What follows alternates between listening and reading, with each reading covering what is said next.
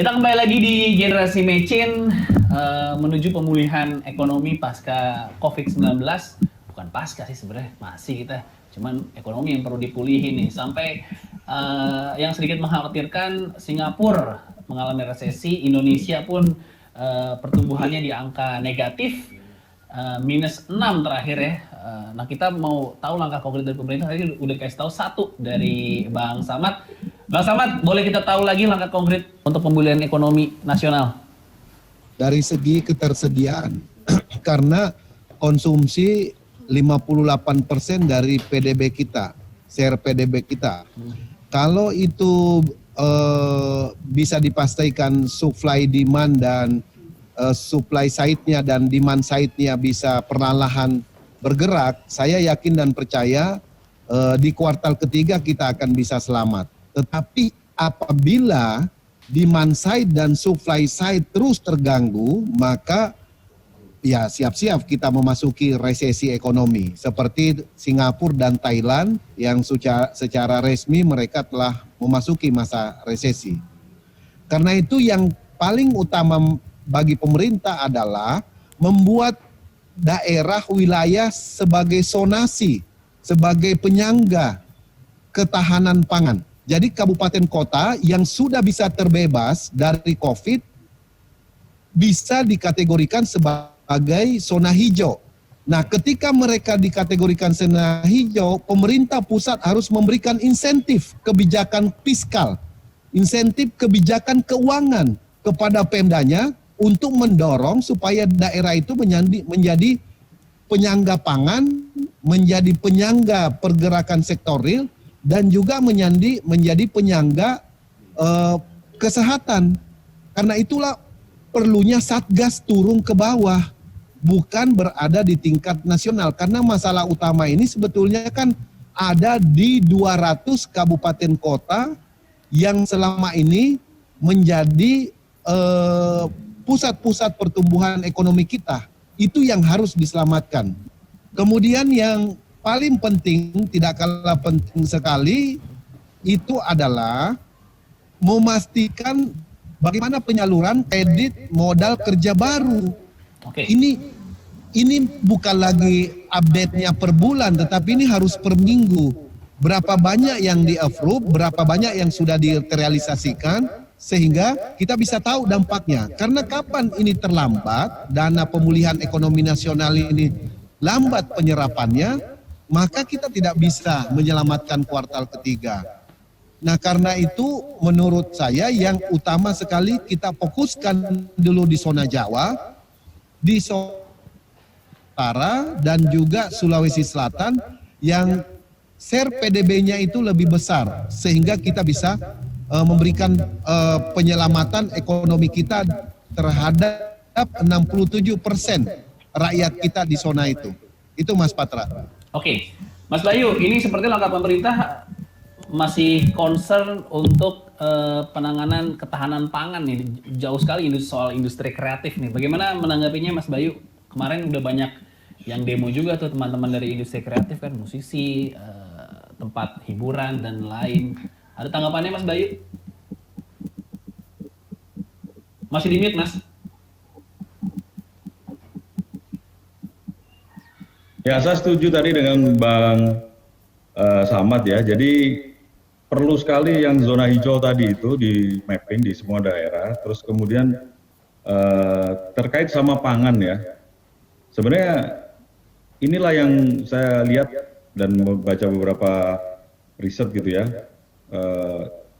Pangan ini dan kemudian juga supporting industrinya ini lebih kebal terhadap COVID ya. Pangan ya. Contohnya misalnya ada teman-teman yang bergerak di industri ekspor agriculture atau ekspor ikan gitu, seafood dan lain sebagainya ini hampir nggak terlalu kena imbas daripada COVID ini. Jadi perlu di mapping itu gitu ya. Tapi ya balik lagi menurut saya harus ada langkah bagaimana kita menyiapkan yang dari sisi digitalnya yang tadi, terutama yang untuk industri kreatif ya. Sebagai contoh aja, di saat COVID ini kemarin ada salah satu startup dapat suntikan dana 2 triliun dari luar gitu. kita perlu tahu apa nih ya protap kesehatan ya yang di beberapa sektor industri itu sehingga industri yang tiba-tiba macet itu bisa naik kembali gitu. Contoh Jakarta. Jakarta ini sebagian besar pendapatan daerahnya berasal dari jasa ya, khususnya juga industri kreatif, hiburan dan lain sebagainya. Bagaimana kemudian ada satu protap yang sangat clear dan jelas gitu ya, sehingga mereka bisa buka kembali dan juga bisa mulai menggerakkan perekonomian seperti itu. Seperti Nah itu perlu di mapping. Saya setuju dengan tadi Bang Samad bilang, perlu mapping ke arah sana juga gitu. Ya. Seperti misalnya sesimpel protap bagaimana supaya bioskop tetap bisa dibuka. Kemarin kan sempat hampir dibuka tapi kembali di cancel ya Mas Bayu, seperti itu ya. Protap yang jelas supaya diperpanjang terus. Iya ini kan? Kasihan juga. Iya bahaya kalau diperpanjang terus sampai akhir tahun gimana? Betul, nggak ada lagi film kita yang bisa ditonton di bioskop. Ini Bang Samad ini masukannya cukup jelas sebenarnya dari teman-teman yang di bidang jasa dan industri kreatif. Apakah nanti akan dibuat protap yang jelas dan harus disiplin dilaksanakan sehingga kegiatan tetap bisa dilaksanakan ya new normalnya orang-orang industri kreatif lah supaya semuanya bisa bergerak. Kemarin juga sempat ada demo kan dari tempat hiburan ke Pemprov DKI kemarin sasarannya. Bagaimana mereka sudah tidak ada pekerjaan dari 4 bulan yang lalu. Jadi mungkin nggak sih dibikin protap yang jelas dari sisi kesehatan supaya kesehatan tetap diperhatikan tapi ekonominya juga tetap bisa berjalan gitu Bang Samad. Nah ini Mas Patra menurut saya agak berat nih situasi ini kalau kita memasuki resesi. Karena resesi ini fundamental krisisnya adalah krisis kesehatan. Jadi bencananya bencana non alam yang kita belum tahu kapannya. Jadi mau tidak mau memerlukan energi yang luar biasa untuk kita bisa membangkitkan kembali ekonomi kita. Seperti tadi karena masih ada masih sifatnya PSBB yang dilonggarkan atau masa transisi, kegiatan yang sifatnya ekonomi kreatif belum bisa sepenuhnya misalnya diaktifkan. Ini semuanya dampaknya ke ekonomi secara langsung khususnya sektor real karena bisnis turunannya kan cukup banyak. Nah, karena itu menurut kita yang utama sekali sebetulnya mapping zonasi. Pastikan dulu berapa kecamatan yang bisa zona hijau di DKI Jakarta, berapa kelurahan yang sudah bisa zona hijau di Jakarta, dan lalu kemudian yang zona hijau tadi itu dijadikan sebagai basis industri kreatif yang sifatnya digital, berbasis digital. Jadi itu yang bisa dilakukan dengan mengintegrasikan potensi. Di Jawa Barat ada berapa kabupaten yang zona hijau, yang kebetulan kabupaten itu punya potensi pangan, industri pangan, tetapi tidak terkoneksi secara digital dengan Jakarta yang memerlukan supply. Nah, disinilah fungsinya ekonomi digital untuk mengkoneksikan antara daerah penyangga zona hijau dengan daerah zona merah yang perlu supply. Nah, inilah sebetulnya yang langkah cepat yang kita harapkan dari Satgas. Oke, siap. Saya minta closing statement dari Bang Frans nih sebagai pelaku UMKM yang juga dijanjikan bantuan dari Pak Jokowi kemarin bilang pemerintah akan menyalurkan bantuan modal 12 juta pada pelaku UMKM yang masing-masingnya memperoleh 2,4 juta lewat transfer perbankan. Nah, harapan ini apakah ada titik cerah Bang Frans untuk para pelaku UMKM? Oke, terima kasih Mas Patra.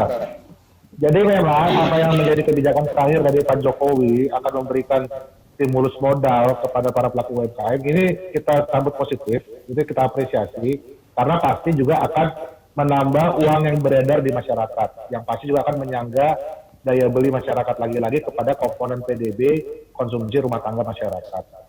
Nah, tapi memang juga ke depannya ini, jadi tadi kita udah bahas panjang lebar bagaimana kita bisa menghindari resesi untuk tahun ini, tapi juga kita jangan lupa bagaimana juga kalaupun memang akhirnya terjadi resesi ataupun mungkin minim lah ya, minus 0 ataupun 1%, jadi kan kita harus bounce back atau rebound di tahun-tahun berikutnya. Nah, saya lihat di sini yang menjadi kunci rebound juga adalah dipayungi tetap dibutuhkan sebuah regulasi yang jelas. Momentumnya ada di RUU Cipta Kerja, Omnibus Law. Di sini bagaimana sebuah arsitektur ekosistem yang closed loop dari semua pelaku ekonomi. Jadi bagaimana kita benar-benar fokus kepada penguatan ekonomi yang berbasiskan kepada rakyat, ekonomi kerakyatan. Jadi bagaimana para pelaku ekonomi ini janganlah saling lagi merebut market, jangan lagi saling mematikan, tapi bagaimana saling terhubung dan juga benar-benar akan saling menjaga dan saling menguatkan.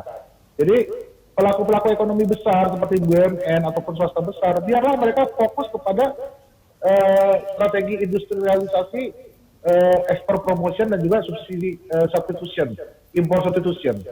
Nah, pelaku UMKM, benerlah bagaimana mereka bisa menjadi pemenuhan langsung di dalam grassroots, sektor real, dan juga sebagai supporting industri kepada pelaku ekonomi besar seperti BUMN dan juga swasta besar. Siap. Mas Pras, terima kasih. Mas Bayu, terima kasih. Bang Samad juga terima kasih untuk waktunya. Mudah-mudahan memang kita berharap dengan yang terbaik ya akan masalah ekonomi setelah kondisi sekarang ini yang sedang terjadi, dan yang paling penting kesehatan masih tetap nomor 1 ya. Terima kasih untuk Bang Samad, Mas Bayu, dan juga Bang Frans, dan kemana-mana dulu pemirsa Generasi Mecin, karena masalah yang terjadi setelah pandemi, bukan setelah sih, di masa pandemi seperti sekarang ini bukan cuma masalah ekonomi, ada satu masalah lagi yaitu masalah limbah kesehatan. Nah, setelah ini saya akan ngobrol-ngobrol dengan narasumber saya, jadi jangan kemana-mana, tetap di Generasi Mecin.